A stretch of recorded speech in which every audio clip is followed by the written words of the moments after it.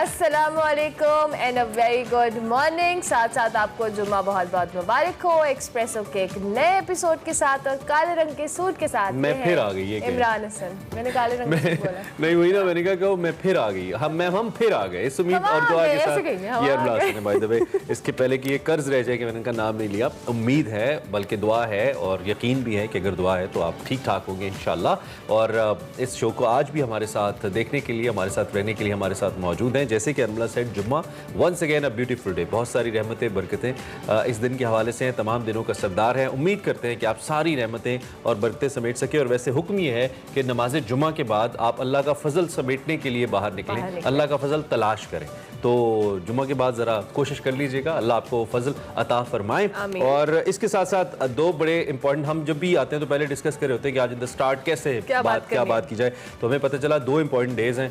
पहले वाला दिन, आज वाला बताएं। चले आप दूसरे वाला आप बता दीजिएगा, बिकॉज आपका रंग भी एक चाय की इश्तहार बता दे, पेट में नहीं रह सकती आपके बात। वैसे ये बात प्रूव दे। अच्छा, एक तो आज वर्ल्ड बी डे है। इससे पहले कि लड़ाई तनाव इख्तियार कर जाए ज्यादा, वर्ल्ड बी डे यानी कि शहद की मक्खियों का आलमी दिन मनाया जा रहा है। और इसका बुनियादी मकसद जो माहौल के अंदर शहद की मक्खियों का किरदार है और शहद जैसी जो नेमत है वो जिस तरीके से वो हम तक पहुंचाती हैं, इसकी अहमियत को उजागर करने के लिए इस दिन को मनाया जाता है। और दूसरा अहम दिन चाय का दिन है। यानी आज कल हमारा शो नहीं है, कल चाय का दिन होता है। World T day. ब्रांड की ब्रांड एम्बेसडर लग रही हैं आप, ये बात माने या ना माने, I won't mention the name. B से रिलेटेड भी आई थिंक जी। कल वर्ल्ड टी डे है और वो लोग चाय पीते हैं, उनका ये आलमी दिन है। आप ये दिन मनाएं। हमारे यहाँ तो पाकिस्तान में स्पेसिफिकली कौमी मशरूब है। हर किसी को चाय चाहिए होती है, खाने से पहले, खाने के बाद, सुबह उठते हुए, रात को सोते हुए। आपका जब आप बोर होने यार चाय बना लो, मतलब हमारा पाकिस्तानियों का तो स्पेसिफिकली। वैसे मुझे लगता है पता नहीं अब इसका पैमाना क्या होगा, लेकिन कई सैकड़ों हजारों की तादाद में कप्स एक दिन में चाय और इनकी इंडस्ट्री कितनी वास्ट होगी, हमने कभी सोचा नहीं। वैसे मैंने कभी बी डे के हवाले से नहीं सोचा था कि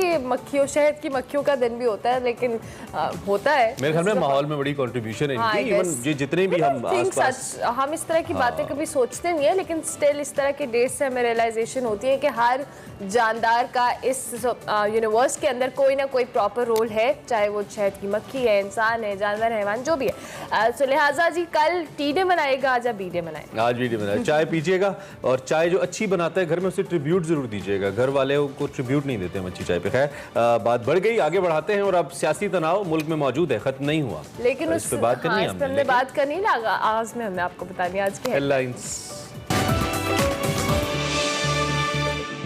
आज का दिन फैसलों के हवाले से अहम तरीन। वजीर आजम शहबाज शरीफ हुकूमत के मुस्तकबिल से मुतालिक कौम से अहम खिताब करेंगे। साबिक वजीर आजम इमरान खान लॉन्ग मार्च की तारीख देंगे और इलेक्शन कमीशन मुनहरिफ अरकान की नाअहली से मुतालिक बड़ा फैसला सुनाएगा। तफ्तीशी इदारों में हुकूमत की मुबैना मुदाखलत। सुप्रीम कोर्ट ने हाई प्रोफाइल मुकदमात पर तकर्रियों और तबादलों पर पाबंदी लगा दी।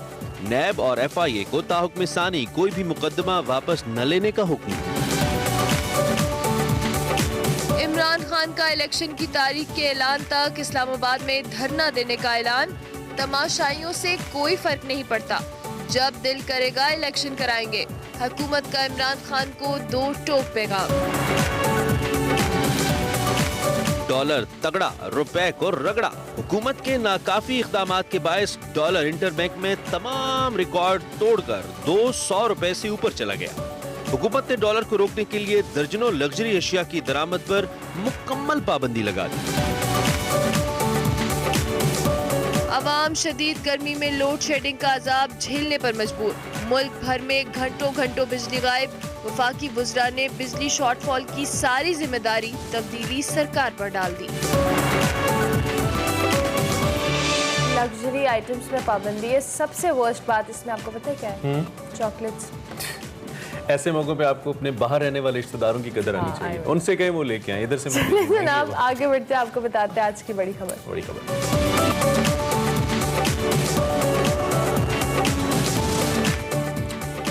नहीं खत्म हुआ सियासी तनाव। हमने आपको बताया था गैर मामूली हालात बन चुके हैं और मुल्क के हालात कतई तौर पे ठीक नहीं है। पॉलिटिकली हम बात कर रहे हैं।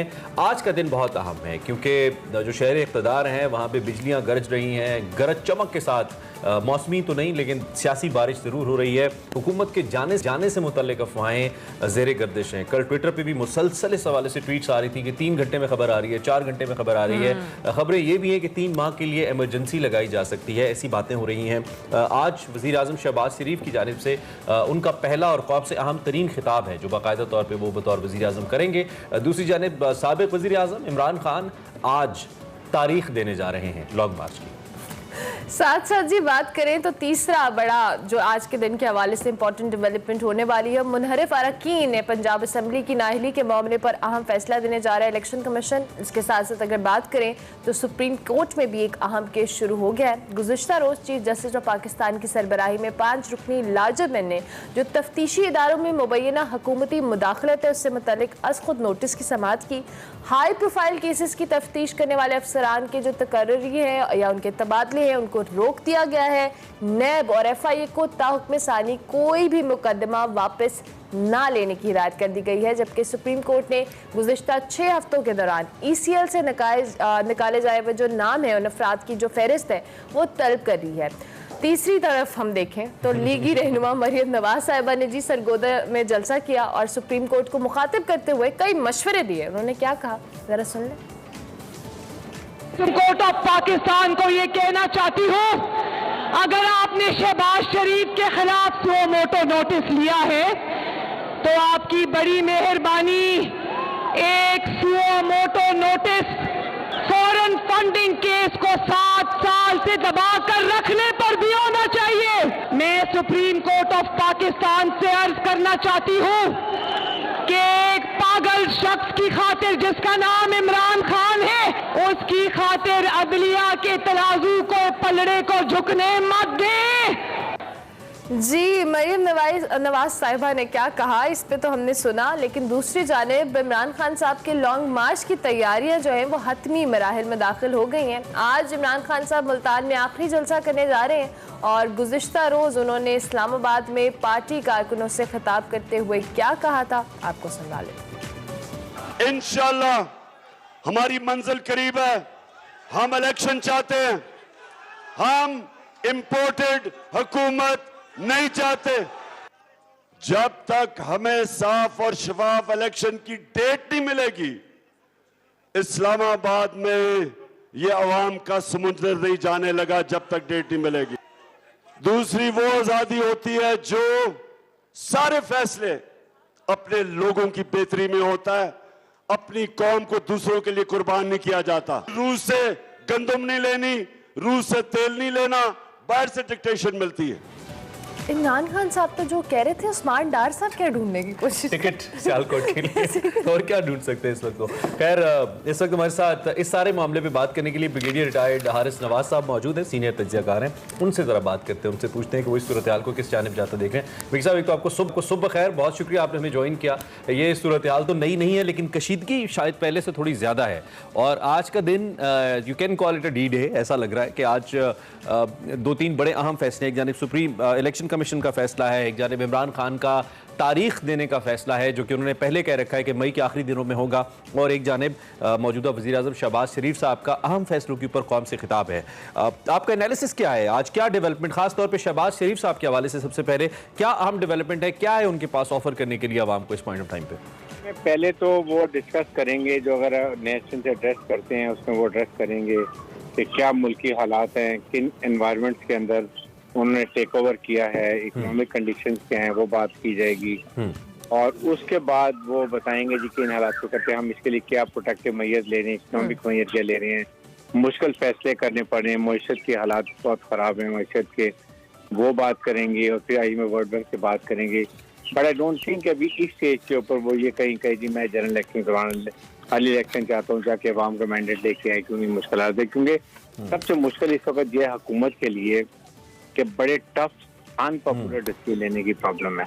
आपने डीजल पेट्रोल कीमत बढ़ाने की जरूरत है, डॉलर को कंट्रोल करने की जरूरत है, आवाम को रिलीफ देने की जरूरत है, सब्सिडीज की बात है। उदाहरण में वर्ल्ड में ने आपको मुसीबत डाली कि वो कहते हैं अपनी कंडीशन हमारी सबसे पहले वो मानेंगे तो हम आपको देंगे। इन चीजों को देखते हुए ये इस वक्त हुकूमत के लिए बहुत मुश्किल होगा। और मैं हमेशा कहता था कि इनको क्या जल्दी थी, अगर 4-5 महीने पीपीए गवर्नमेंट चलने देते जी जी जी तो वैसे उनका प्रोग्रेस डाउन उनको प्रोग्रेस अब तो भाई साहब वो भी ये सोचते होंगे, लेकिन I think it's late now. It is too late now. एक तो वो बात होगी। सेकंड ये कि इमरान खान साहब जो मुल्तान में जलसा कर रहे हैं वो अब डेट मार्च की अनाउंस करेंगे अपने।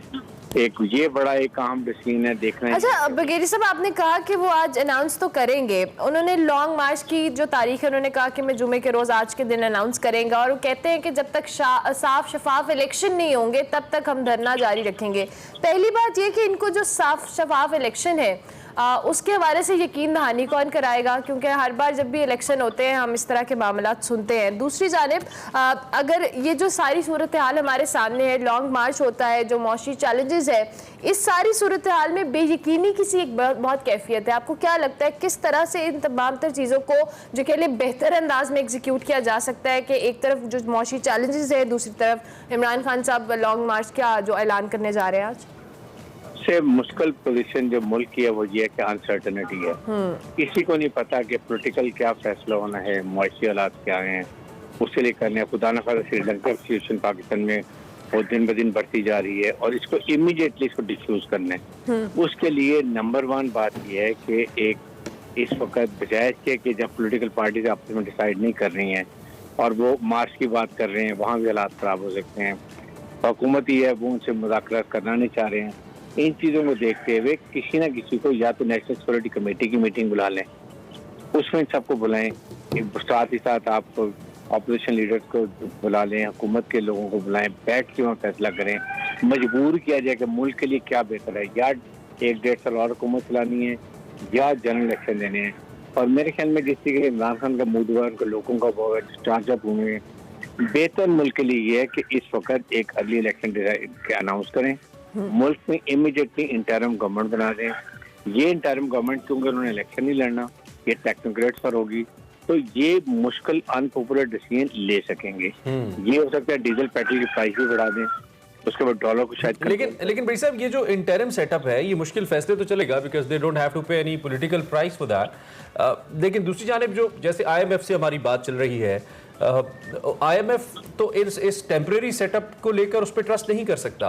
अगर ये फैसला इस हुकूमत ने लेना है, और फिर एक बात जो बहुत बड़ी इंपॉर्टेंट है और मुझे लगता है कि पॉलिटिकली वो बात करेक्ट भी है कि अगर मुश्किल फैसले इस हुकूमत के ऊपर डाले जा रहे हैं तो देन वो मुश्किल फैसले करके कैसे इलेक्शन में जा सकते हैं? वो सियासी लोग हैं, अपना पॉलिटिकल इंटरेस्ट तो देखना है। जी जी, लेकिन यही तो प्रॉब्लम है कि वो इसलिए ये फैसला नहीं ले रहे क्योंकि अगर ये मुश्किल अनपॉपुलर डिसीजन लेंगे तो इनको इलेक्शन में बहुत बुरी तरह नुकसान होगा।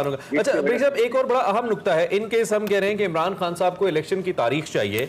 लेट्स सपोज आज के खिताब में शहबाज शरीफ साहब इलेक्शन की एक तारीख दे देते हैं, या असेंबली डिसॉल्व करने की एक तारीख दे देते हैं कि हम बजट तक लेके जाएंगे या IMF तक के मुआहदे तक वेट करेंगे और फिर हम डिसॉल्व करेंगे।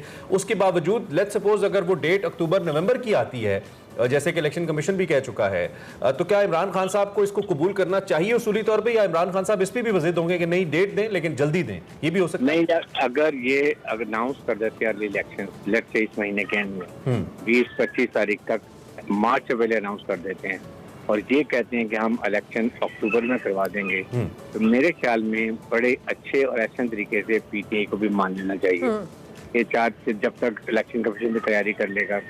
और साथ एक उनका मेरे ख्याल में होगा कि इलेक्शन कमिश्नर ऑफ पाकिस्तान को चेंज करने का, क्योंकि जनरली उनकी ओपिनियन ये है कि ये 22 जुमे में, तो मेरे ख्याल में उनको खुद रिजाइन कर लेना चाहिए ताकि एक इम्पार्शल इलेक्शन कमिश्नर डिटेल हो जाए, ताकि आइंदा के लिए इलेक्शन को कोई क्वेश्चन ना करे।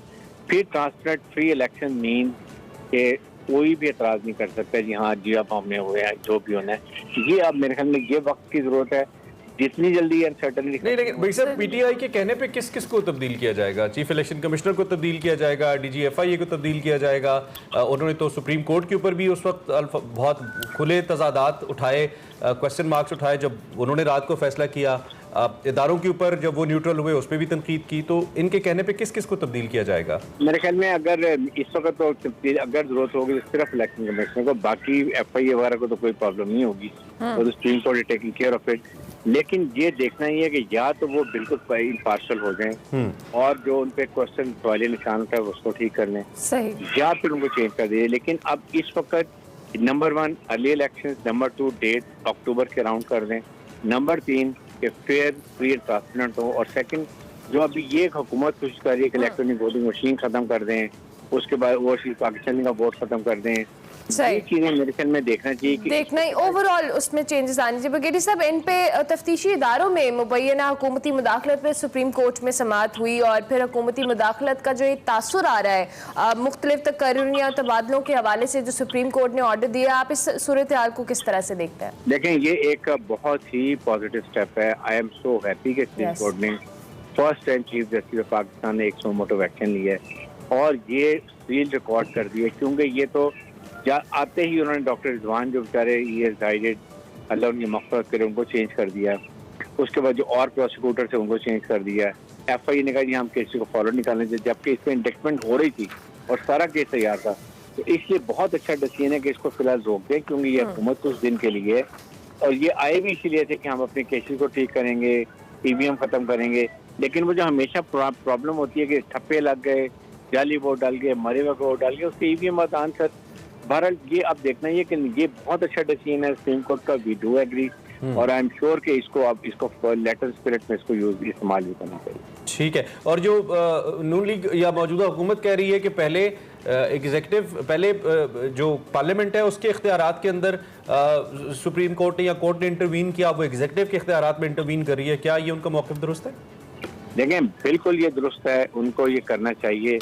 ये सुप्रीम कोर्ट की रिस्पॉन्सिबिलिटी है कि अगर नजर आए कि हुकूमत अपना फायदा उठा रही है, केसेस को बंद कर रही है, तो इसके लिए सुप्रीम कोर्ट ऑफ पाकिस्तान को बजाय से कि इंटरफेरेंस नहीं है, ये एक क्रिमिनल जस्टिस के लिए ये कोशिश है कि इस तरह कोई भी हुकूमत अपने लोगों को फायदा ना पहुंचाए। तो ये एक बहुत अच्छा स्टेप है। अब मुझे लगता है कि अब सुप्रीम कोर्ट ने गाइड करना शुरू किया है, क्योंकि काफी क्वेश्चन उनके ऊपर उठने शुरू हो गए थे और अब उस काफी डैमेज रिपेयर कर। ठीक है ब्रिगेडियर साहब, थैंक यू वेरी मच जी, बहुत शुक्रिया आपके एनालिसिस। ब्रिगेडियर हारिस नवाज साहब मौजूदा सियासी सूरत हाल पे अपना तज्जिया हमारे सामने रख रहे थे। सेंगर अगेन, आज का दिन बड़ा इंपॉर्टेंट है और आई होप कि पाकिस्तान के लिए कुछ बेहतर हो। बिल्कुल, इसके साथ साथ जी आगे बढ़ते हैं, वजीर खारजा बिलावल भुट्टो जरदारी का जो दौरा रूस है उस पर साबिक वजीर आजम इमरान खान का मुकम्मल उन्होंने दिफा किया। That's very impressive. और न्यूयॉर्क में उन्होंने न्यूज़ कॉन्फ्रेंस करते हुए वजीर खारजा का कहना था कि किसी को इल्म नहीं था कि रूस और यूक्रेन के दरमियान जो मौजूदा तनाज़ा है वो शुरू हो जाएगा, और दौरा रूस पर पाकिस्तान को कसूरवार ठहराना बिल्कुल गलत है। मजीद उन्होंने कहा कि वजारत खारजा की तरजीह एड नहीं ट्रेड है, मकबूजा कश्मीर और फ़लस्तीन के मामले पर यकसुई से काम करें। इस हवाले से मजीद उन्होंने क्या कहा, आपको सुनाते हैं। As far as the former Prime Minister's trip to Russia, I would absolutely defend the former Prime Minister of Pakistan. Pakistan's Prime Minister conducted that trip as part of his foreign policy, and without knowing that no one is psychic, no one has a sixth sense. There's no way we could have possibly known that would have been the time to start that the current conflict would start, and I believe it is very unfair to punish Pakistan for such an innocent action. My approach in the Foreign Office is to emphasize the policy of trade over aid. Pakistan is not actively pursuing aid. We are frantically pursuing aid. This is how it should be, यही एक रवैया होना चाहिए। और हमने देखा एक mature politician और एक डिप्लोमेट का सा रवैया बिलावल साहब का हमने देखा। सवाल सोशल मीडिया पे उठाया जा रहा है कि क्या यहाँ पे अगर इमरान खान साहब होते और किसी साबिक वज़ीर आज़म का कोई ऐसा एक्ट होता तो उसे डिफेंड करते। बहुत सारे लोग इससे इत्तेफाक नहीं कर रहे। पॉइंट टू ब्रेक लेते हैं, ब्रेक के बाद आते हैं।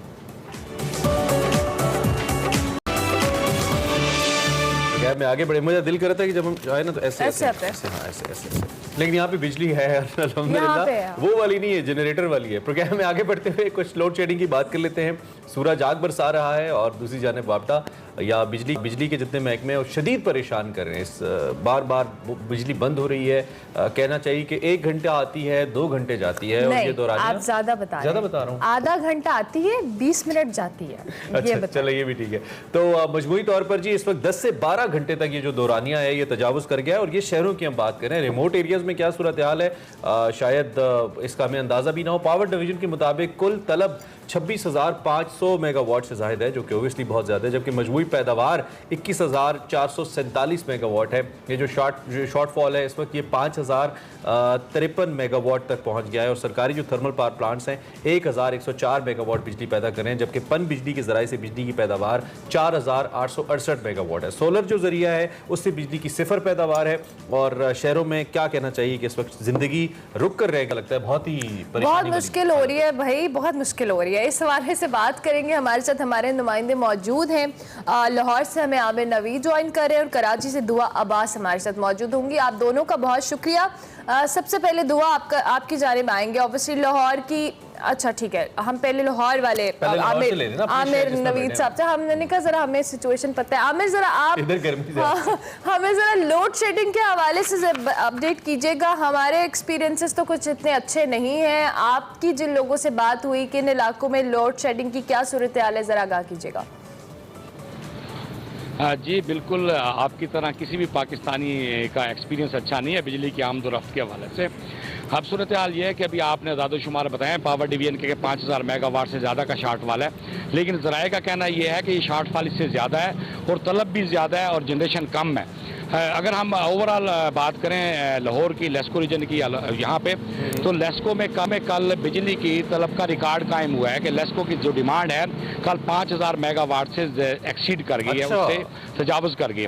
और जब जो NPCC से नेशनल पावर परचेज सेंटर है, जो वहाँ से बिजली जो लेस्को को मिल रही थी वो 3800 मेगावाट थी, तो लेस्को कल 1150 से 1200 मेगावाट के शॉर्टफॉल का सामना था। और जहां तक रही कि लोड शेडिंग का दौरानिया क्या है, तो शहरों में लेस्को हुकाम के मुताबिक 3 से 4 घंटे की लोड शेडिंग हो रही है, दही इलाकों में ये 4 से 5 घंटे। लेकिन ज़राए का कहना यह है कि क्योंकि शॉर्टफॉल ज़्यादा है, 25% बिजली जो है वो लेस्को कम मिल रही है, तो इस तरह दही इलाकों में सूरत हाल ख़राब है। बिजली की बंदिश से जहाँ तो एक तरफ गर्मी के वजह से लोग परेशान हैं, तो दूसरी तरफ जो इंडस्ट्री है या हॉस्पिटल्स वगैरह हैं, बच्चे और बूढ़े भी परेशान हैं, तो सनतकार, ताजर और दुकानदार भी परेशान हैं। दुकानदारों को इस हवाले से ये कहना है कि बिजली के आमद और रफ्त का कोई शेड्यूल नहीं है, बिजली कभी आ रही है और जा रही है, उसके 1 घंटे के बाद अगर 1 घंटा रही है तो 1 घंटे के लिए आती है, तो हम अपना काम शुरू करते हैं तो उस दौरान ट्रिपिंग हो जाती है। सिस्टम क्योंकि पुराना है, जो सिस्टम ये है बिजली का लोड बर्दाश्त नहीं कर सकता, और अगर इसकी डिमांड में दिन ब दिन टेम्परेचर में इजाफे के साथ साथ लोड में डिमांड में इजाफा हो रहा है, तो ट्रिपिंग के वाकयात बढ़ रहे हैं। शहर में ट्रांसफार्मर खराब होने के वाकयात रोजाना दर्जनों की बुनियाद पे हो रहे हैं। आमिर, मैं जरा दुआ से भी हम चाहते हैं ले लें, कराची की सूरत हाल भी हम जान लें और फिर आपसे जरा मजीद इस पर बात कर लेते हैं। दुआ, क्या यही सूरत हाल है कराची में भी, और क्या जो के इलेक्ट्रिक है उसका भी यही कहना है कि तलब ज्यादा है, रसद कम है, क्या सूरत हाल है? जी, बात की जाए शहर में होने वाली लोड शेडिंग की, तो के इलेक्ट्रिक ने लोड शेडिंग के जरिए हमारे शहर कायद को, जो कि रोशनियों का शहर है, उसे तारीकी में धकेल दिया है। मामूलाती ज़िंदगी जो आवाम की है वो बुरी तरह मुतासिर हो रही है शदीद लोड शेडिंग के बायस, जबकि एक इम्तिहान से कम नहीं है आवाम के लिए ये लोड शेडिंग का मरहला। और हर साल की तरह इस साल भी यही सूरत हाल है। बेशतर ऐसे इलाके हैं जिनमें लियाकताबाद, कोरंगी, मलीर समेत दीगर ऐसे इलाके हैं, वहाँ पे जो लोड शेडिंग का दौरानिया है वो 6 से 12 घंटे का लोड शेडिंग का दौरानिया है। और लोड शेडिंग के बायस जो पानी के बहरान जैसे मसाइल हैं उन्होंने भी सर उठाना शुरू कर दिया है। दूसरी जानिब के इलेक्ट्रिक के जो तर्जुमान हैं उन्होंने तरदीद कर दी है कि ये सिर्फ जो है शेड्यूल लोड मैनेजमेंट की जाती है, जबकि जो है शहर में बिजली की जो तलब है वो 3,400 मेगावाट है, और ताहम जो शहर में फराहम की जा रही है वो 3,100 मेगावाट से ज़्यादा। अच्छा, ये तो इसका मतलब है कि अगर 3,400 का फिगर अगर के इलेक्ट्रिक दे रहा है तो ये फिगर गलत है, क्योंकि अभी तो आमिर हमें रिपोर्ट करें कि लाहौर में 5,000 मेगावाट से ज्यादा की डिमांड है, कराची तो is way bigger than Lahore. तो इसका मतलब है ये फिगर ठीक नहीं दे रहा है वो, दुआ ऐसा लग रहा है। तर्जुमान की जानिब से यही कहा जा रहा था, लेकिन जब हमने बात की मजीद इस हवाले से तो चेयरमैन मैट्रिक बोर्ड की जानिब से भी यही कहा जा रहा था कि उन्होंने जो है तहरीरी दरख्वास्त इम्तहानात से कबल जो है वो के इलेक्ट्रिक को जमा करा दी थी, जिसमें उन्होंने ये कह दिया था कि उनकी यही ख्वाहिश थी कि इम्तहानात के दौरान जो है लोड शेडिंग के मसले के जरिए तलबा और तालिबात को जो है वो मुश्किलात का सामना ना करना पड़े। लेकिन इसके बावजूद औरंगी समेत कई ऐसे इलाके हैं जहाँ पे कायम इम्तहानी मराकज़ में जो है आपने इम्तहानी मराकज़ के हवाले से तो हमें बताया। ऑब्वियसली हम चाहेंगे, जिस तरह से अभी आमिर बता रहे थे कि कारोबारी लोगों को इस हवाले से बड़े मसाइल हैं, लेकिन दूसरी जानिब जो घरेलू ख़वातीन होती हैं या घर में रहने वाले लोग हैं जो सारिफीन हैं, उनके लिए बड़ा चैलेंजिंग हो जाता है, क्योंकि लोड शेडिंग से रिलेटेड और इश्यूज़ हैं, पानी का मसला शुरू हो जाता है और मसाइल शुरू हो जाते हैं। आपकी किसी इलाका मकीनों से बात हुई जहाँ पे लोगों को उन्होंने एक्सप्रेस किया हो कि उन्हें कितनी मुश्किलात हैं इस हवाले से? जी बिल्कुल, जैसा कि मैंने आपको पहले भी बताया कि लोड शेडिंग के बायस पानी के बहरान जैसे जो मसाइल हैं वो सर उठाना शुरू कर दिए हैं, क्योंकि जाहिर सी बात है पानी एक कह लें कि बुनियादी नीड है और ये तभी मुमकिन हो सकेगा इस नीड को पूरा करना जबकि जो है हमें बिजली की फराहमी जो है इलाका मकीनों का कहना था। ठीक है, तो आप हमारे साथ ही रहिए। आमिर, चूंकि आप लाहौर की सूरत हाल हमें बता रहे थे, तो क्या किसी गवर्नमेंट ऑफिशियल से आपके इसके सद्देबाब पे भी बात हुई है, या जो लेस्को हुकाम है उन्होंने ये भी बताया है कि ये सिलसिला कब तक चलेगा? क्या इसमें कोई बेहतरी आने की तवक्को है, चूंकि गर्मी तो जारी है अभी? जी बिल्कुल, इस हवाले से हमारी लेस्को चीफ चौधरी मोहम्मद अमीन से बात हुई है, तो उनका कहना यह है क्योंकि मेट्रोपॉलिटन सिटी है लाहौर, इस हवाले से वजारत तवानाई की कोशिश भी ये है कि किसी हद तक जो लोड शेडिंग है और इसके दौरानिया कम रखा जाए, और ये हदायत वाज़े दी गई हैं कि किसी भी इलाके में 1 घंटे से ज़्यादा बिजली बंद ना की जाए, क्योंकि होता यह है कि अगर 8 घंटे की लोड शेडिंग करनी है तो 2-2 घंटे नहीं रखने, 1 घंटा बिजली बंद करनी, 1 घंटे से ज़्यादा बिजली बंद नहीं करनी। और लेस्को हुकाम का ये भी कहना है कि जिस तरह ही नेशनल ग्रिड से उन्हें बिजली की सप्लाई बेहतर होगी तो वो लोड शेडिंग का दौरानिया बढ़ा देंगे। जी ठीक है, मतलब लोड शेडिंग का मतलब लोड शेडिंग कम हो जाएगी अगर सप्लाई बेहतर होगी, दौरानिया कम कर दिया जाए। जी बिल्कुल ठीक है जी। दुआ, आखिर में ये भी बता दीजिए कि आप कराची में हैं और हम लाहौर का मौसम तो हमें पता है, कराची का क्या मौसम भी ज्यादा चैलेंजिंग है इस गर्मी के अंदर? मुझे लग रहा है दुआ जहाँ पे खड़ी है वहाँ हवा तो चल रही है, मुझे फील रहा हुआ है, तो इसलिए आप बताएं जरा।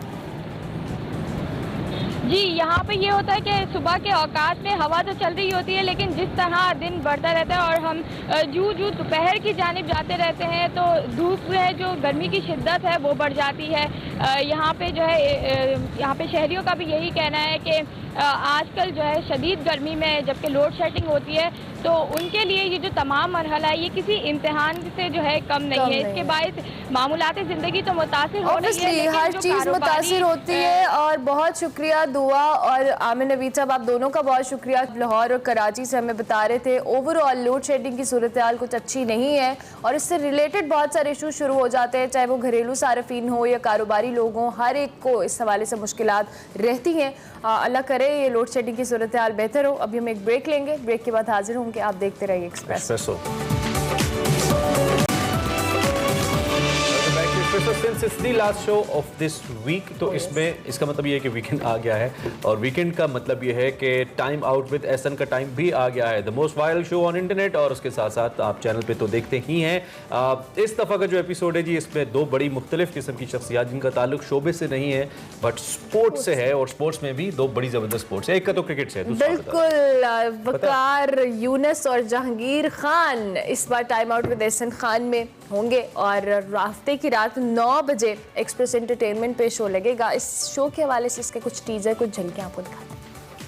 आज 2 ऐसी शख्सियात, ऐसे लोग, ऐसे आइकॉन्स, ऐसे सुपरस्टार्स, पाकिस्तान का नाम दुनिया भर में रोशन करने वाले लोग मौजूद हैं जिनको देखते देखते हम लोग बड़े हुए हैं। पहला सुपरस्टार जो मैं बुलाने जा रहा हूं, ही इज ब्रिलियंट। स्क्वॉश की हिस्ट्री में सबसे बड़ा प्लेयर, समझ गए होंगे मैं किनको बुलाने जा रहा हूं। Please welcome the one and only Jahangir Khan.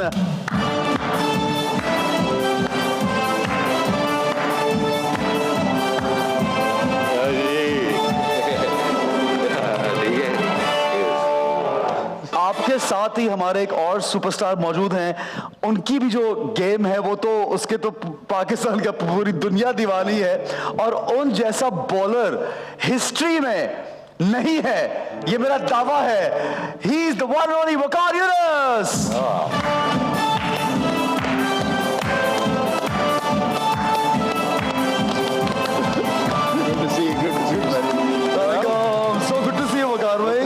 I'm a big fan of yours also. नहीं यार, No, honestly, I'll tell you why. Okay. वो इसलिए कि मेरे फादर इन लॉ ने मुझे, मैं ड्रामों में इतना नहीं देखता था। ठीक है। But he's just given me one drama. He said कि यार ये एक दफा देख लो, and then you'll be amazed. And that drama is Udaari. अरे यार क्या बात है। और मैंने वो ड्रामा मेरा ख्याल है 2 या 3 दिन में, 2 या 2.5 दिन में पूरा देखा YouTube पे, उसको सारे उसके क्लिप्स थे। अमेजिंग एक्ट यार। आई एम सो हम्बल्ड यार। इस पे तो म्यूजिक बजाओ जोर से यार। आई एम सो हम्बल्ड यार।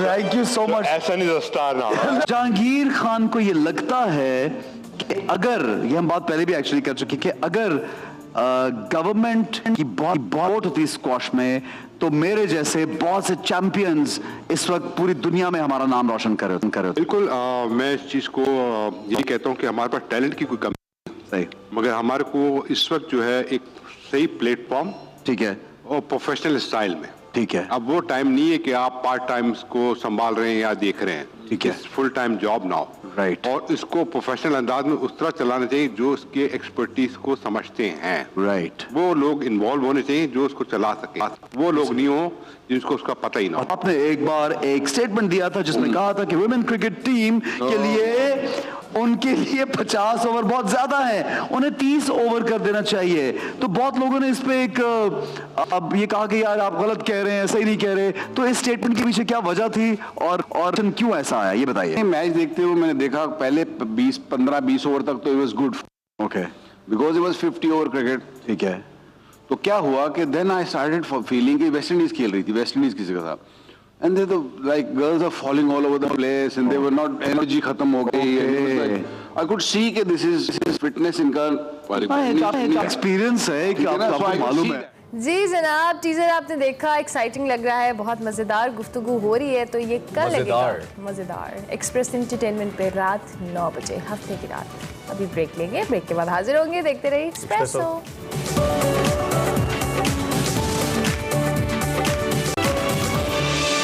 Back to express. अब बात करेंगे कुछ मईशत के हवाले से। तो सियासी महाजराई से मुल्की मईशत बुरी तरह मुतासर हो रही है। हुकूमत के हवाले से आपको बताएं, ताहाल कोई बड़ा फैसला लेने से गुरेज कर रही है। हुकूमत के नाकाफी इकदाम के बायस डॉलर ऊपर से ऊपर जा रहा है। ओपन मार्केट के बाद जो इंटर बैंक में डॉलर रिकॉर्ड तोड़कर 200 से भी ऊपर पहुंच गया है। आज भी इजाफा हुआ है। तलब और रसद के हवाले से अगर बात करें तो ये बैलेंस जो है वो आउट हो चुका है। हुकूमत ने रुपए की बेकदरी को रोकने और डॉलर को कंट्रोल में रखने के लिए एक नई मौशी पॉलिसी का ऐलान कर दिया है और दर्जनों गैर जरूरी और लग्जरी अशिया की दरामद पर मुकम्मल पाबंदी लगा दी। बिल्कुल जी। और इस हवाले से जो वफाकी वज़ीर इत्तलात और नशरियात मरियम औरंगज़ेब हैं, उन्होंने आगाह किया। सुनिए जरा क्या कहा उन्होंने। पाकिस्तान की तारीख में पहली दफा तमाम गैर ज़रूरी लग्जरी आइटम्स को बैन किया जा रहा है और इसके अंदर बड़ी गाड़ियां मुकम्मल तौर पर बैन की जा रही हैं। मोबाइल फ़ोन्स मुकम्मल तौर पर इंपोर्टेड बैन किए जा रहे हैं। होम अप्लायंसेस मुकम्मल तौर पर इंपोर्टेड बैन कर दी गई हैं और प्राइवेट वेपन्स जो है इंपोर्टेड वो बंद कर दिए गए हैं। शूज़ जो है वो भी कम्प्लीटली बैन कर दिया गया है। जो शैंडलियर्स और लाइटनिंग के इक्विपमेंट्स हैं मुकम्मल तौर पर बैन कर दिए गए हैं। दूसरी जानिब जनाब, पाकिस्तान और IMF के दरमियान जो कर्जा प्रोग्राम है, इसकी बहाली के लिए दोहा में मुज़ाकरात जारी हैं। हुकूमत ने मुआशी डाटा IMF से शेयर कर दिया है और उसे मज़ीद मुश्किल फैसलों की भी यकीन दहानी कराई है, ऐसी खबरें आ रही हैं। इसी सारी सूरत हाल पर हम बात करते हैं। हमारे साथ शकील रामे मौजूद हैं, हमारी मईशत हैं, उनसे पूछते हैं कि उनकी क्या राय है इस सारी सूरत हाल को देखते हुए। शकील साहब, बहुत शुक्रिया, थैंक यू वेरी मच, आपने हमें ज्वाइन किया। सबसे पहले तो ये जो हुकूमत ने कल इनिशिएटिव लिया है, एक बहुत बड़ा बैन है, बहुत सारी चीज़ों के ऊपर बैन है, लेकिन कुछ लोगों का ये कहना है कि शायद एक मिनिमम इम्पैक्ट तो इसका आ जाए हमारी इंपोर्ट बिल के कम होने की सूरत में, लेकिन जो तवक्को हुकूमत की है शायद वो नताइज न मिले हुकूमत को। आपकी क्या राय है इस पे? देखिए, हमारी जो कि बेसिक प्रॉब्लम है इकोनॉमी का, वो है कि हमारी जो ग्रोथ है, GDP की ग्रोथ, वो कंजम्पशन लेड है। यानी कि हम जो चीज़ें खा पी लेते हैं या इस्तेमाल करते हैं उसकी बेसिस पे है, ना कि प्रोडक्शन की बेसिस पे। और इसका एक बड़ा इंडिकेशन इस दफा की ग्रोथ रेट में भी हमें नजर आया है कि जैसे प्रॉपर्टी की कीमतें बढ़ी या इस तरह की चीजें हुई तो हमारी इंपोर्ट बढ़ गई, कि जिसकी वजह से यानी कि लग्जरी एशिया की हमारी इंपोर्ट बढ़ी। हम बात करते हैं ना कि कंस्ट्रक्शन सेक्टर में ये बूम था, उसमें बहुत सारी लग्जरी एशिया की इंपोर्ट भी बढ़ी है और साथ साथ दूसरी कंजम्पशन की चीजों की, जिसकी वजह से हमारी इकोनॉमी पे प्रेशर आ जाता है। और एक तरफ से प्रेशर ये आता है कि हमारी यहाँ प्रोडक्शन बेस नहीं बन पाती, दूसरा ये आता है हमारी तरफ से प्रेशर कि जो हमारा डॉलर होता है फॉरेन रिजर्व वो फ्लाई करना शुरू हो जाता है। क्योंकि जाहिर बात है आपने कोई भी चीज इंपोर्ट करनी है तो उसके लिए अपने डॉलर में ही आपने ट्रेड करनी है, ना कि किसी और करेंसी में, तो हमारा प्रेशर आ जाता है। इसलिए ये एक अच्छा इकदाम है कि गवर्नमेंट इसको करने की कोशिश कर रही है कि किस तरह हम इम्पोर्ट्स को कर्ब करें। इम्पोर्ट्स में देखें दो तरह की चीजें हैं, एक तो वो है जो कि एसेंशियल्स है, जिस तरह हमारा ऑयल है क्योंकि हमारी बिजली वहां से पैदा होती है, हालांकि ये भी एक गलत पॉलिसी की वजह से हम ऑयल पे चल गए थे। फिर हमारा इस दफा आपने देखा होगा कि पहले 9 माह की जो आई है रिपोर्ट उसके मुताबिक 7.6 बिलियन US डॉलर की तो हमने खाने पीने की अशिया ही इम्पोर्ट की है, अभी 3 माह और बाकी हैं। इस तरह की ये चीजें तो हम नहीं कर पाएंगे क्योंकि इसकी जरूरत है। अभी गंदम भी हमें करनी पड़ेगी इम्पोर्ट, क्योंकि अभी हमारी गंदम की इस दफा क्लाइमेट चेंज की वजह से गंदम को सही टाइम नहीं मिला, जिसकी वजह से उसका वेट लॉस हुआ है दाने का, और इस दफा हमारी प्रोडक्शन कम होगी। तो ये जो चीजें हैं ये एक तरफ के मैयर है जिसको आप कह सकते हैं। अगर गवर्नमेंट ने अपनी इकोनॉमी को रिकवर करना है तो उनको कॉम्प्रिहेंसिव स्ट्रेटेजी बनानी पड़ेगी। इस तरह की यानी कि एक ही दो चीजों से काम नहीं चलेगा। वो रामे साहब कॉम्प्रिहेंसिव स्ट्रेटेजी क्या हो सकती है, उसके चीदा निकात कोई आपके माइंड में हो जो? हाँ जी, देखिए एक तरफ से ये है कि हमें इंपोर्ट्स को कर्ब करना पड़ेगा इमीडिएटली, इसको जाने के ना नीचे लाए। तो कोई जरूरत नहीं है कि जब तक हमारा इकोनॉमी स्ट्रॉन्ग फुटिंग भी नहीं आती, हमें लग्जरी शेयर की तरफ या दूसरी ब्रांडेड की चीजों की तरफ जाने की जरूरत नहीं है, जो गवर्नमेंट ने किया। ठीक है, हाँ जी, और इसको और बड़े स्केल पे करना चाहिए। अभी तो इन्होंने बिल्कुल छोटे पे किया है ना। और दूसरी बात यह है कि हमें जो हमारा नॉन डेवलपमेंट एक्सपेंडिचर है, जो कि अभी एस्टिमेट से कि राउंड अबाउट हर साल 12 बिलियन यानी कि 12 बिलियन US डॉलर होता है, जो कि हम खर्च करते हैं ब्यूरोक्रेसी पे या प्रोटोकॉल्स पे या इस तरह की तकरीबात पे या किसी को सहूलतें देने पे, वो है। इसके अलावा हमारी 17 बिलियन US डॉलर की हम सब्सिडी दी जाती है पाकिस्तान में, जो कि क्या कहते हैं उनको एलीट क्लास को, आवाम को नहीं, एलीट क्लास को, उसको मुख्तलिफ मदों में देखना। पेट्रोल सब्सिडी की हम बात करते हैं, अब मुझे बताएं गरीब आदमी जो है कि वो तो मोटरसाइकिल चलाता है, एक मोटरसाइकिल जो होता है कि वो 1 लीटर में 70 किलोमीटर कर लेता है, जैसा 70 वाले कहते थे, वो दिन में कितना खर्चता होगा। अब जो पेट्रोल रियल सब्सिडी है जो बड़ी गाड़ियों वाले एंजॉय करते हैं, यानी कि जिनको मर्सिडीज है, रेंट क्रूजर्स हैं, ये वो इस तरह और चीजें आप देखते हैं तो आपको बहुत सारी चीजें नजर आएंगी। यहाँ पर एलीट क्लास को पाकिस्तान में सब्सिडी दी जाती है। मतलब एग्रीकल्चर में सब्सिडी की बात करें, इन्होंने कहा था जी हम खाद की बोरी पे यानी कि एक बैग पे हम 1000 रुपए की हम सब्सिडी देंगे। अब एक चीज बताएं, पाकिस्तान में 1.43 मिलियन फार्मर ऐसे हैं जिनकी जो जमीन है लेस देन 1 एकड़ है, 2.5 मिलियन में ऐसे हैं कि जिनकी जमीन लेस देन 2.5 एकड़ है। अब ये इतना छोटा फार्मर जो है 9-10 हजार की बोरी खरीद सकता है, बैग खरीद सकता नहीं। एक्चुअली इसको एंजॉय किया बड़े फार्मर ने।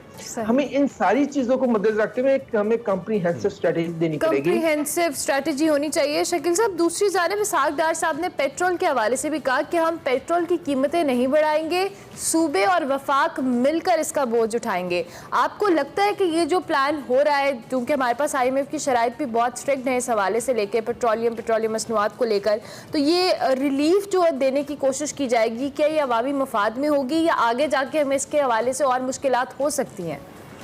ये देखिए, ये तो ऐसे ही है कि आप जिस दरख्त पे बैठे हैं उसकी को काटते रहें और समझेंगे हम अभी महफूज हैं। एक चीज दूसरा, जैसे मैंने अभी बात की, हमें जो देनी है सब्सिडी वो टारगेटेड देनी चाहिए गरीब आदमी को जो अफोर्ड नहीं करता। ये जो आप सब्सिडी की बात कर रहे हैं फ्यूल की, ये तो एंजॉय करते हैं बड़े लोग। इसको आप देखें ना कि एक बड़े बंदे कितनी वो दिन में करता होगा और छोटा आदमी की, अभी मैंने बात की कि मोटरसाइकिल पे कितना खर्च आता होगा। अगर तो इसको कैसे करें, इसको रामे साहब फिर कैसे करें? मतलब ये बात आपकी ठीक है कि हम टारगेट सब्सिडीज दें, लेकिन हमारे पास कोई टारगेट सब्सिडीज का सिस्टम भी तो मौजूद नहीं है बज़ाहिर, ऐसा लगता है। मिफ्ता इस्माइल साहब को मैंने एक ट्विटर स्पेस के ऊपर सुना जब वो फाइनेंस मिनिस्टर नहीं बनने वाले थे, तो उस पर वो ये बात कर रहे थे, उनके माइंड में थी कि हम ये करेंगे और वो मुसलसल इस प्लान को लेकर चल रहे हैं, लेकिन it's not doable as early as we want it. तो कैसे करें फिर? It is possible. अब देखें, आपने डायरेक्ट इसको ये नहीं कहना कि इस बंदे को पेट्रोल पंप वाले को कहना कि इसको इतने का पेट्रोल डाल दो या इसको इतने पे पेट्रोल देना, इसको इतने पे देना है। आपके पास बिस्प का डेटा है, उसमें आपको पता है कौन से गरीब घराने हैं और जिनको आपने वो सब्सिडी देनी है। आप उनके यानी कि मंथली उनका रेशन करते हैं कि आपने को कितना देना है पेट्रोल, आपने 10 लीटर देना है, 15 देना, उसके हिसाब से आप उसको कैश ट्रांसफर कर दें। अब ये नहीं है कि पेट्रोल पंप पे उसको सब्सिडी दें रेट डिफर करके, आप उसको सब्सिडी दें उसके अकाउंट में। यानी कि अगर वो 200 का पेट्रोल खरीदता है तो उसको आपको पता नहीं वो 10 लीटर का इस्तेमाल करता है या 20 लीटर करता है, उस हिसाब से आप उसको कैश ट्रांसफर करें उसके अकाउंट में। डेटा आप यूज करें बिस्फ वाला, आपके पास डेटा है सारे पाकिस्तान का। अच्छा, इस तरह ठीक है। एक चूंकि टाइम कम है, मैं चाहता हूँ ज्यादा नुकात कवर हो जाएं। एक तो ये कि कल 200 अरब रुपए की सब्सिडी आटे के ऊपर भी दी गई और आटे का जो 10 किलो का थैला है वो 160 रुपए सस्ता हुआ। अद्वियात के हवाले से भी कंसर्न है हुकूमत के, अद्वियात की कीमतें भी कम की जाएं जो कि बहुत ज्यादा बढ़ गई थी, 300-400% उसमें इजाफा हो गया था, उस पर भी है। लेकिन दूसरी जानिब क्या इंपोर्ट्स का ताल्लुक कहीं एक्सपोर्ट रिलेशनशिप से भी है मुआशी तौर पर? यानी कि हम अगर किसी मुल्क से अगर अपनी इंपोर्ट्स कम करते हैं तो ऐसा नहीं है कि वो हमारी एक्सपोर्ट्स भी कम कर देगा अगर वो हमसे कुछ ले रहा है तो? देखिए, ये डिपेंड करता है कि आप किस तरह की चलते हैं। एक तो आपको IMF कहेगा जी आप ये कर दें वो कर दें, तो हमने उनको बताना है कि हमारे पे इतनी सख्त नहीं है कि हम इसको ओपन जा सकें। हमें अपनी इकोनॉमी के हिसाब से चल रहा है। हमारे पास बहुत ही एक्सपोर्ट मार्केट अवेलेबल है अगर हम उसको तरीके से चाहें। हमारे पास चाइना है, मिडिल ईस्ट है, अभी तो हम सिर्फ यूरोपियन यूनियन के पीछे भागते हैं ना। मेरा इसमें सवाल ये कि हम जापान से लेट्स सपोज हम गाड़ियां इंपोर्ट करते हैं पाकिस्तान में और गाड़ियों पे हम पाबंदी लगा रहे हैं, तो हमारा एक एक्सपोर्ट का भी वॉल्यूम होगा जो जापान से बहुत ज्यादा नहीं है। लेकिन आपको नहीं लगता कि इट्स म्यूचुअल समहाउ फिर वो मुल्क अपनी एक्सपोर्ट पे भी नजरसानी करेगा क्योंकि ऑप्शंस और मुल्क के पास मौजूद हैं और पाकिस्तान की तो वैसी एक्सपोर्ट मार्केट बड़ी स्क्वीज छोटी सी है। देखे ना, वो बिल्कुल करेंगे, सब करेंगे, मगर ये है क्या वो इसको अफोर्ड कर सकेंगे या हम कर सकेंगे? अगर हमने अपना यानी कि हमारे जस्टिफिकेशन होती है ना कि हम क्यों कर रहे हैं, हमारी इकोनॉमी की जो जस्टिफिकेशन इस वक्त है, हमारे पास फॉरेन रिजर्व्स के डिप्लीट हो रहे हैं रिसोर्सेज। आप देखेंगे हमारा जो मसला ना, जापान की मिसाल दी है, हमारी इकोनॉमी को तबाह करने में जापान का बहुत बड़ा हाथ है, इस पर कोई बात नहीं करता है। अब देखिए इतनी गाड़ियां जो पाकिस्तान में कितने प्लांट लेके आए हैं, कभी इसने कोई प्रोडक्शन प्लांट लगाया पाकिस्तान में किसी गाड़ी का? सारी असम्बलिंग करते हैं और पैसा यहाँ से फॉरेन रिजर्व्स है इसको उठा के बाहर ले जाते हैं, इस पर कोई ध्यान नहीं देता है। हालांकि जिस मुल्क में इंडस्ट्री जाती है, जो प्रोडक्ट जाती है, आप कोशिश करते हैं कि उसके प्लांट्स आपके मुल्क में लगे, उसके प्रोडक्शन के सारा कुछ। अगर वो प्रोडक्शन के प्लांट नहीं लगेंगे तो आपकी इकोनॉमी कैसे ग्रो करेगी? एम्प्लॉयमेंट कहाँ से पैदा होगी? आपकी आपकी सिर्फ कंज्यूमर मार्केट बन जाएंगे जिससे वो सारा डॉलर लेके बाहर चलते जाएंगे, जो भी जापान कर रहा है, जापान की कंपनीज कर रही हैं। जापान के साथ हमें रीनेगोशिएट करना चाहिए कि भाई साहब अगर आपने हमारे साथ बिजनेस करना तो पहले आप असेंबली नहीं, आप प्रोडक्शन यूनिट लेके आए पाकिस्तान में और पाकिस्तान में एम्प्लॉयमेंट पैदा करें। ठीक है रामे साहब, थैंक यू वेरी मच, आपकी बहुत शुक्रिया। हमारे साथ शकील रामे साहब मौजूद थे जो कि मईशत के हवाले से राय दे रहे थे। उन्होंने कहा जी हमारा प्रॉब्लम यह है कि हमारी कंजम्पशन लेड ग्रोथ है, प्रोडक्शन लेड नहीं है। दूसरी जाने पाकिस्तान की मईशत को जिन चैलेंजेस का सामना है इसमें कोई दो राय नहीं है कि एक कंपेटिटिव मार्केट के अंदर हमें ऐसी अशिया बनानी है जो दुनिया भर में हम भेजें जो कि कीमत के लिहाज से भी मुकाबला कर सके। अब जो चीज़ बांग्लादेश प्रोड्यूस करता है या भारत प्रोड्यूस करता है, जहाँ पे बिजली की कॉस्ट अगर कंपैरेटिवली बेहतर मिलती है एक प्रोड्यूसर को और पाकिस्तान में महंगी मिलती है, तो वो हमारी चीज़ कीमत के लिहाज से मुकाबला कर ही नहीं सकती और फिर क्वालिटी पे भी फर्क पड़ता है। चलें जनाब, ब्रेक लेते हैं, ब्रेक के बाद हाजिर होंगे, आप देखते रहिए espresso.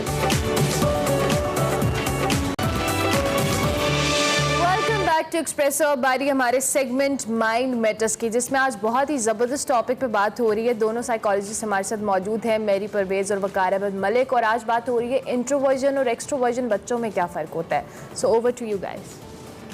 Thank you very much अरमलाइन इमरान। तो जनाब आज हम बात कर रहे हैं इंट्रोवर्जन और एक्सट्रोवर्जन की, और किताबों से लेकर इंटरनेट तक बहुत से डेफिनेशंस हैं, बहुत सी एक्सप्लेनेशंस हैं कि इंट्रोवर्ट क्या होता है और एक्सट्रोवर्ट क्या होता है। तो ये डिफरेंट जो पर्सनालिटी ट्रेट्स हैं बाय डेफिनेशन अगर देखा जाए तो इंट्रोवर्ट वो इंसान है जो थोड़ा रिजर्व कंपोज्ड है, अपने तक रहता है, ज़्यादा बड़े सोशल सर्कल्स नहीं है, और एक्सट्रोवर्ट वो है जो बहुत टॉकेटिव है, लाइवली है, सोशल है, आउट इन द ओपन है। तो वकार साहब प्लीज बताइएगा, एक्सप्लेन कीजिएगा कि इंट्रोवर्जन और एक्सट्रोवर्जन है क्या और ये कैसे कैसे इम्पैक्ट करता है हमें। देखिए इंट्रोवर्ट और एक्सट्रोवर्ट जो है ये टर्म जो है ये सबसे पहले तो जॉन्ग ने मुतारिफ कराएंगे, तो इसके अलावा इनकी बहुत सारी तशरीहात हो सकती हैं। मुख्तलिफ लोगों ने मुख्तलिफ एंगल्स मुख्तलिफ जावियों से बात की होगी, लेकिन हमारा बुनियादी फोकस जो है वो जॉन्ग की साइकोलॉजी रहेगा, क्योंकि जॉन्ग ही इसने दरियाफ्त किया, या फर्स्ट टाइम उन्होंने बताया और उन्होंने इस पर बहुत ही खूबसूरत डिटेल के साथ लिखा हुआ है, और मैं समझता हूँ कि वो बहुत ज़्यादा हमारे इस टॉपिक के साथ रिलेटेड भी है। यौंग जो है बुनियादी तौर पर आपको मालूम है कि फ्राइड सेगमेंट और यौंग के दरमियान एक मुखासमत थी, और वो मुखासमत में भी ये इंट्रोवर्जन और एक्सट्रोवर्जन आ जाती है, कि मिसाल के तौर पे जो फ्राइड की सारी साइकोलॉजी है उसको आप किसी हद तक एक्सट्रोवर्जन कह सकते हैं या एक्सट्रोवर्ट कह सकती हैं। वो ये समझते थे कि एनवायरनमेंट के साथ रिएक्ट कैसे करना है, और एक्सट्रोवर्ट जो होता है वो एक्चुअली एनवायरनमेंट के साथ उसको रद्द-ए-अमल देता है, एनवायरनमेंट से रिएक्ट करता है और बहुत ज़्यादा करता है। तो उनकी ज़्यादा जो साइकोलॉजी है उसका फोकस, जबकि एडलर की और जो योंग है उनकी सारी साइकोलॉजी जो है वो आप इसको इंट्रोवर्जन कह सकती हैं या दूसरी साइड पे कह सकती हैं, जिसको वो मतलब सब कॉन्शियस बात करते हैं, आर्कीटाइप्स इस तरह की इंटरनल ज़्यादा उनका ज़्यादा फोकस इस पे है। तो योंग जो है वो बुनियादी तौर पे इवन वो मशरिक और मगरिब में भी इसको एक फ़र्क के तौर पे जानते हैं। वो ये समझते हैं कि मगरिब जो था वो ज़्यादा एक्सट्रोवर्ट था, उसने एनवायरनमेंट को ज़्यादा रिएक्ट किया, जिसकी वजह से उसकी साइंस की तरक्की वहाँ पे है। और मज़ीद उन्होंने एक मजमून में यहाँ तक उनको कहा है मगरिब को कि आपने सिर्फ मशरिक की इस पुरअसरारियत या इंट्रोवर्जन या जो भी इसको हम कहें उसकी मतलब बिल्कुल उस साइड पे नहीं होना। उसकी वजह यह कि आप ऑलरेडी यहाँ पे बहुत अच्छा परफॉर्म कर रहे हैं, इसको परफॉर्म करते हुए और उसके साथ आपने वो वाला एक्सपीरियंस करना है। और अगेन हमारे यहाँ थोड़ा सा कुछ अरसे से पिछले 5-6 दहाइयों से हमारे यहाँ बच्चों में ज्यादा पसंद हम करते हैं एक्सट्रोवर्ट बच्चे जो सोशली, क्योंकि वो सोशल होता है, वो लाउड होता है, वो एक्सप्रेसिव होता है, सबको बहुत प्यारा लगता है, हर किसी को बहुत प्यारा लगता है। इंट्रोवर्ट बच्चे जो है वो अकेला खेलना चाहता है, उसका दोस्त होंगे तो लिमिटेड दोस्त होंगे, वो बिल्कुल डिफरेंट होगा। अब यहाँ पे आपका वो सवाल रहता है कि कौन ज्यादा अच्छा है, या मतलब बुरा का थोड़ा लफ्ज़ इस्तेमाल ही नहीं करना चाहिए, बट कौन ज्यादा अच्छा है, इसमें कोई अच्छी वाली या उस वाली तकसीम है ही नहीं, सिरे से नहीं है। उसकी वजह यह ये एक बड़ी खूबसूरत से शेड है लिबिडो, जिसको लफ्ज़ का इस्तेमाल करते हैं योंग, वो एक एनर्जी है, और हम ये समझते हैं कि वो एनर्जी या लिबिडो का जो रुख अगर बाहर की तरफ हो तो बच्चा एक्सट्रोवर्ट होता है, और अगर इनसाइड हो तो इंट्रोवर्ट होता है। एक्सट्रोवर्ट्स जो है अपनी एनर्जी गेन करते हैं सोशल इन्वायरमेंट से, सोशलाइज करके उनको स्ट्रेंथ या एनर्जी मिलती है, और जो इंट्रोवर्ट होता है उसकी एनर्जी ड्रेन हो रही होती है सोशल इन्वायरमेंट से। तो हम ये कह सकते हैं कि ये कोई खूबी या खामी नहीं है, एक्सट्रोवर्ट होना एक पर्सनैलिटी टाइप है, इंट्रोवर्ट होना एक पर्सनैलिटी टाइप है, तो इसके अंदर कोई वो नहीं है कि ये एक बंदा जो है वो दूसरे से कमतर है। लेकिन हमारा जो परसेप्शन या जो देखने का नजरिया है इन दो बच्चों को, वो इसलिए फर्क हो जाता है क्योंकि जो एक्सट्रोवर्ट होता है वो स्पोर्ट्स में भी है, वो डिबेट्स में भी है, वो थिएटर में भी है, और खुद भी से कि क्योंकि मे बी एक्सट्रोवर्ट इतनी ज़्यादा डिफरेंट चीज़ों में होता है तो वो थोड़ा सा डिस्ट्रैक्टेड भी आसानी से हो जाता है, और जो इंट्रोवर्ट होता है वो ज़्यादा फोकस्ड हो सकता है। और क्या ये चीज़ उनके प्रोफेशनल लाइफ, करियर या करियर चॉइसेस, डिसीजन मेकिंग के अंदर इसका कोई रोल प्ले होता है? मेरा ख्याल है कि इसका तो नतीजा हम सिर्फ इस बात से निकाल सकते हैं कि एक स्टडी है कि जो इंटेलेक्चुअल प्रॉपर्टी है उसमें 90% इंटेलेक्चुअल प्रॉपर्टी इंट्रोवर्ट्स की। I don't disagree. Of course, क्योंकि वो है ही इंट्रोवर्जन का।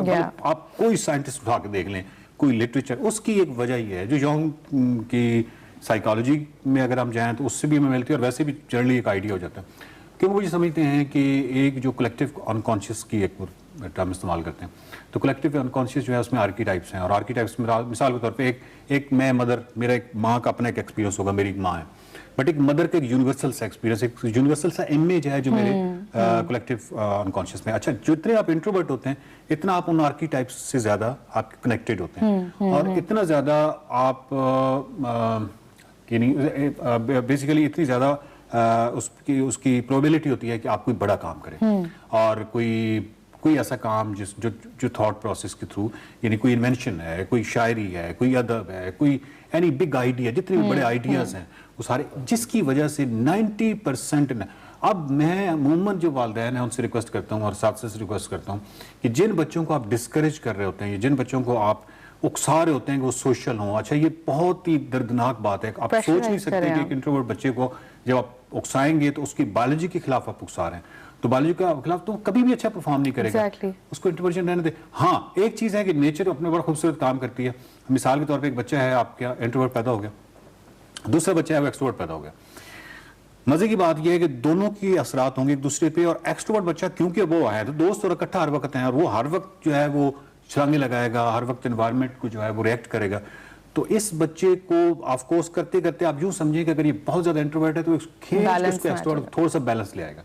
तो लेकिन उसकी जो इंट्रोवर्जन है वो उसको रहने दें खुदा के लिए, क्योंकि ये कोई बहुत बड़ा काम कर सकता है। वो फौरी तौर पे ऑफ कोर्स आपको कोई ज़्यादा प्रेज नहीं मिलेगी अपने रिश्तेदारों से या मुख्तलिफ जगहों से कि आपका बच्चा बड़ा है, लेकिन वो लॉन्ग टर्म जो है वो बहुत बड़ा। लीडरशिप जब हम पढ़ते हैं ऑर्गेनाइजेशनल साइकोलॉजी के अंदर, तो उसके अंदर भी ये जो आपने डिफरेंशिएशन बताई है कि कैसे जो एक इंट्रोवर्ट है हम उसको फोर्स कर रहे होते हैं, लेकिन जब एक एक्सट्रोवर्ट के साथ वो टीम अप करता है तो वो टीम और जो बॉन्ड है वो एक बैलेंस जो है वो क्रिएट करता है। जैसे टीम बिल्डिंग के बारे में जब हम बात करते हैं तो उसमें एक्शन ओरिएंटेड, पीपल ओरिएंटेड और थॉट ओरिएंटेड, ये 3 कैटेगरीज होती हैं। और वो कहते हैं कि हम लोग एज एम्प्लॉयर्स और एज पीपल जो कि टीम्स बना रहे होते हैं, हमें वो लोग अच्छे लगते हैं जो एक्सट्रोवर्ट होते हैं, जो कि पीपल ओरिएंटेड और एक्शन ओरिएंटेड होते हैं।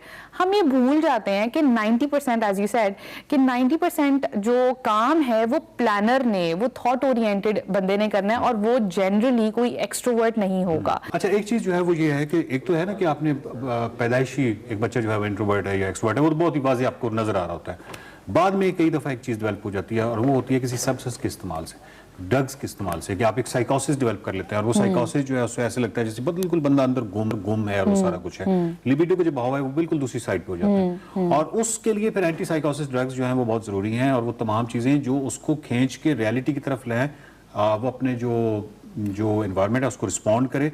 क्योंकि जब भी जो नाजरीन देख रहे हैं वो जब भी इंट्रोवर्ट या एक्सट्रोवर्ट की तकसीम को देखेंगे तो वो हम जिसकी बात करें वो बायोलॉजिकल है, वो बचपन से एक रवैया होता है बच्चों के दरमियान के, कुछ जो है वो बहुत सोशल होते हैं, कुछ जो है वो बिल्कुल शाई होते हैं। लेकिन ये जो कुछ लोग बाद में डेवलप कर लेते हैं या कोई due to any like drugs है या कोई सब्सटेंस इस्तेमाल किया है, तो उसका इलाज और उसका ट्रीटमेंट बहुत जरूरी है। तो वो ये नहीं है कि वो कोई आप ये समझे अचानक कोई दानिशवराना किस्म का मामला हो गया है कि वो कोई किसी बहुत बड़ी सोच में है, या नहीं, नॉट एट ऑल।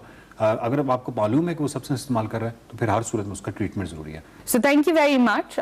इंट्रोवर्जन और एक्सट्रोवर्जन के ऊपर हमने जितनी एक्सप्लेनेटरी डिस्कशन किया आज, तो हमें ये अंदाज़ा हो गया होगा कि कितना ज़रूरी है टू अंडरस्टैंड कि पर्सनैलिटी ट्रेट्स जो हैं वो किसी को अच्छा या बुरा नहीं बनाते, और हमें लोगों की नेचर को जो है वो एज इट इज़ एक्सेप्ट करना सीखना चाहिए। And that's how simple it is to understand somebody's personality.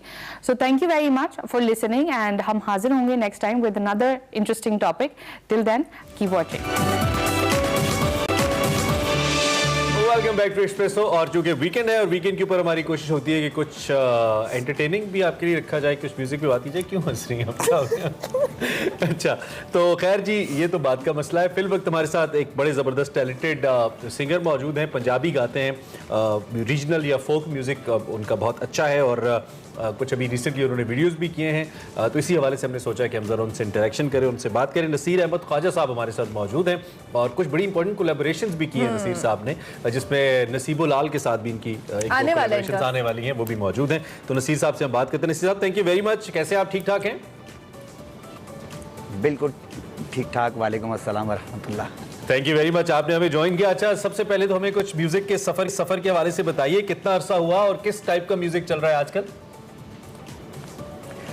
सफ़र तो मुझे अभी तकरीबन 5 साल हुए हैं। अच्छा। और म्यूज़िक जो है वो मेरा जो जॉनर है वो है फोक म्यूज़िक, फोक भंगड़ा, और मैंने अल्हम्दुलिल्लाह तकरीबन कोई 50+ जो है वो मेरे गाने आ चुके हैं विद वीडियोस जो रिलीज़ हो चुके हैं इन 5 सालों में जी। और मैंने काफ़ी कोलैबोरेशंस की हैं। मैंने इंटरनेशनल सिंगर्स के साथ, मैंने नसीबो जी के साथ डुएट किए हैं, मैंने हुमैरा चना जी के साथ, और क्रॉस द बॉर्डर जाएं तो लॉन्ग लाची वाली जो मन्नत नूर है उसके साथ मैंने 2 गाने किए हैं। अच्छा। मैंने इंटरनेशनली भी काम किया अल्हम्दुलिल्लाह। तो अभी तक आपका एक्सपीरियंस कैसा रहा? ऑब्वियसली आपने कहा कि 5 साल से आप इस म्यूजिकल इंडस्ट्री के अंदर हैं, तो बाकायदा तौर पे आपका जो इंटरेस्ट था वो कब डेवलप हुआ और आपको लगा कि आपने म्यूजिक को परस्यू करना है? स्कूल कॉलेज के टाइम म्यूज़िक सीखा था, लेकिन उस टाइम आपको पता है कि हालात इतने अच्छे नहीं होते स्टूडेंट लाइफ के अंदर, वो इतने पैसे भी नहीं थे। तो फिर यही सोचा कि चलो कोई काम शाम करते हैं, बिजनेस भी करते हैं। तो फिर कुछ पैसे वैसे कमाए, उसके बाद फिर जो है प्रॉपरली इस म्यूज़िक की फील्ड में आए। फिर इसके बाद तकरीबन 2017-18 में मैंने यूके का टूर किया। अच्छा। मैंने काफ़ी इंटरनेशनली जो हैं वो कॉन्सर्ट्स भी किए हैं अल्हम्दुलिल्लाह। तो एक्सेप्टेबिलिटी क्या है नसीर साहब इस म्यूज़िक की जो आप करते हैं? इसकी मार्केट तो बहुत बड़ी है, न सिर्फ पाकिस्तान में, पाकिस्तानी पंजाब, इंडियन पंजाब, फिर बाहर अगर यूके, कनाडा, बहुत बड़ी मार्केट है जहाँ जहाँ लोग पंजाबी बोलते या समझते हैं। तो इसकी एक्सेप्टेबिलिटी क्या है, और ख़ासतौर पर पाकिस्तानी सिंगर के लिए? हाँ, बहुत अच्छी है कि देखें हम लोग काफ़ी लोगों को फॉलो भी करते हैं लेकिन वैसा काम नहीं करते। लेकिन आप देखें कि मैंने यही स्टाइल जो एक इंटरनेशनल स्टाइल है उसको लेके मैं पाकिस्तान में आया। मैंने अपने भंगड़े जो मैंने किए उसके अंदर मैंने परफॉर्म भी किया, उसके अंदर मैंने डांस परफॉर्मेंस भी किया। तो जैसे आप इंटरनेशनली आर्टिस्टों को देखते हैं वो परफॉर्म भी करते हैं साथ। तो हमारे यहाँ पाकिस्तान में तो इतने लोग परफॉर्म नहीं करते लेकिन मैंने परफॉर्म किया। नहीं, बहुत अच्छा। अभी जो मेरा नसीबो जी के साथ हाँ, मैं उसी तरफ आ रहा था। मैंने कहा इससे पहले कि हम आगे जाएं, जरा कोई एक ऐसा पहले अपना ऐसा गीत जो आपको बड़ा पसंद है या आप हमारे सुनने वालों तक पहुंचाना चाहें, और फिर एंड पे आपसे वो भी सुन लेंगे जो नसीबो के साथ आपका। अच्छा, मेरा एक गाना आ रहा है बेसिकली, वो भी एक ट्रेजेडी सॉन्ग है कि एक लड़की के लिए बंदा प्यार करता है, उसके लिए फूल लेके गया है लेकिन जब उसने उसको किसी के और साथ देखा और वो फूल फिर गिर गए। वो कैसे गिरे मैं आपको सुनाता हूँ। जी जी जी।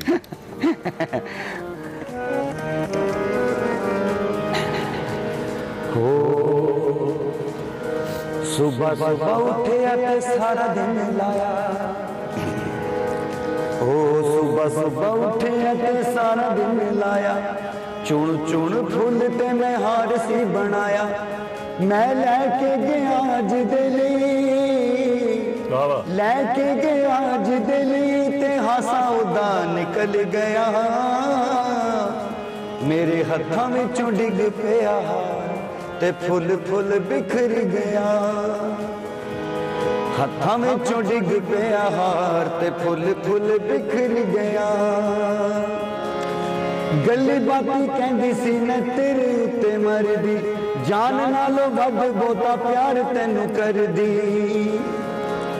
गल्ली बाती कहंदी सी मैं तेरे उत्ते मरदी, जान नालों वध बहुता प्यार तैनू करदी, अखी देखिया गैराना,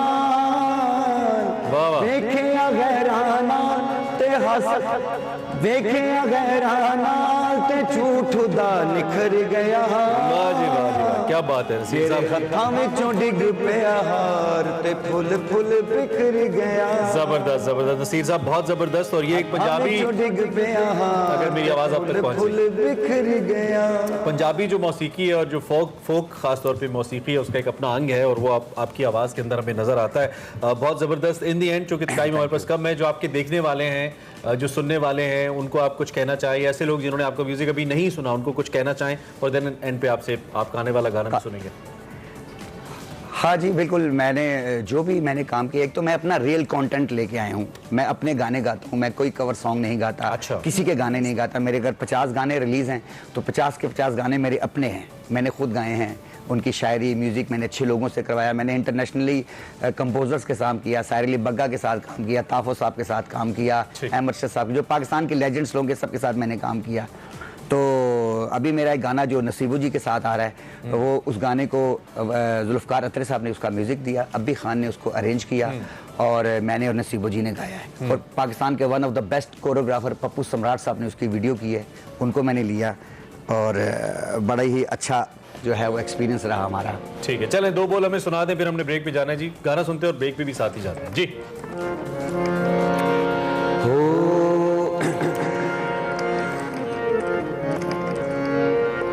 हो अग बन लाइए करामात शक दिए, दो दिलां नूं मिलांदा है। और मोतसिब अदालत का जिक्र करते हैं जो कि भारत की है। उसने हुर्रियत पसंद कश्मीरी रहनुमा यासीन मलिक साहब को मुजरिम करार दे दिया है कि आवाज़ उठाई जाए। हम भी इस प्लेटफॉर्म से ज़रूरी समझते हैं कि यासीन मलिक साहब पे ये जो सज़ा लगाई गई है, ये जो इल्ज़ामात लगाए गए हैं, इनमें कोई हकीकत नहीं है और भारत इंसानी हकूक़ की उसकी जो दरअंदाजी है, उनकी जो खिलाफ वर्जियाँ उसे बंद करे और जो हुर्रियत रहनुमा है उन पर इस किस्म के घिनौने इल्ज़ामात का सिलसिला बंद किया जाए। ये बहुत ज़रूरी और कश्मीरियों को उनका हक़ खुद इरादियत दिया जाए जैसा कि अक़वाम मुत्तहिदा ने कहा है। और इसके साथ साथ यासीन मलिक साहब के हवाले से, क्योंकि जिस तरह से उन पर तशद्दुद किया गया और तमाम तर मामलात की वजह से उनकी हालत भी, उनकी सेहत की जो हालत है वो भी कुछ इतनी अच्छी नहीं है। एड भी नहीं दी जा रही। एग्जैक्टली, तो ये भी एक बड़ी अफसोसनाक बात है। इस हवाले से हमने आपके साथ आपको अपडेट किया कि क्या सूरत हाल है। अभी हम आगे बढ़ेंगे प्रोग्राम में और चूँकि शो का वक्त ख़त्म हो रहा है, लेकिन जाते जाते कुछ एक्सरसाइज की बात करेंगे और उसके लिए खुशी हमारे साथ मौजूद है। तो खुशी से हम जानते हैं कि आज वो हमें क्या बताने वाली हैं। जी खुशी। Thank you Urmila, thank you Imran. आज मैं क्रॉसफिट करवाऊंगी, मोस्टली कंडीशनिंग होगी विद वेट्स। सो गाइज हमें पेयर ऑफ डंबल चाहिए, एक डंबल भी काफ़ी है। So there is going to be 4 or 5 exercises और हम उसके 8 से 10 राउंड करेंगे without break. So guys first exercise is suitcase deadlifts. Dumbbells in your hand, feet hip width apart, chest forward, lumbar curved, and go down. And hinge your hips back, chin up, back straight. Side से भी आपको दिखा देती हूँ guys. Keep your back straight, chin up, and breathe out. Breathe in as you extend, breathe out. Second exercise, you need a single dumbbell, guys. You're gonna do squats, single arm on the right. 10 reps each, guys, and then on the left, 10 reps. 1, 2. Keep your feet hip width, shoulder width apart, and back is straight, lumbar is curved, right arm is straight in level with your shoulder. Then we're gonna do hand cleans, guys, with bar dumbbells. Swing. Make sure it's not crossing your knees, and on your shoulders, and press. Swing, clean on your shoulders, and press. So, guys, we need one dumbbell on the middle. Last exercise, we're gonna do burpees over the dumbbell. So guys, we're gonna go down, jump back, jump forward, palms on the ground, and jump to the other side. Palms on the ground, jump back, jump forward, and to the other side. So guys, you have to repeat these 4 exercises, 10 reps each, 7 to 8 rounds without break. ये advance थोड़ा सा workout है. So guys ये youngsters के लिए, so try this at home. Thank you very much खुशी, बहुत शुक्रिया. सुबह सुबह आपने मैं एज यूजुअल एक्सरसाइज बता दिए, करना ना करना दो की हकीकी खुशी हमें कभी नहीं मिलती, क्योंकि जब तक एक्सरसाइज करेंगे नहीं. कैसे आजकल वैसे बेहतरीन दिन है एक्सरसाइज करने के और वेट लूज करने के, लेकिन बगैर खाए होगा और पाबंदी बहुत जरूरी. टाइम खत्म हो गया जी, खत्म हो गया. 2-4 मिनट और बस ठीक है, काफी. चलें जी, अपना ख्याल रखिए, जुम्मा अच्छे से गुजारिए. जब छुट्टी हमारी मंडे को मिलना है हमने. बेस्ट ऑफ चल रहे, कल और परसों वो मिस नहीं करना. मंडे को आपकी और हमारी मुलाकात होगी दोबारा. सोशल मीडिया हैंडल्स पे हमें जरूर फीडबैक दीजिएगा. और एक और अपील है, जुम्मा है, पाकिस्तान को दुआओं में याद रखें. बहुत जरूरत है हमें, बहुत जरूरत है. अल्लाह हाफ़िज़.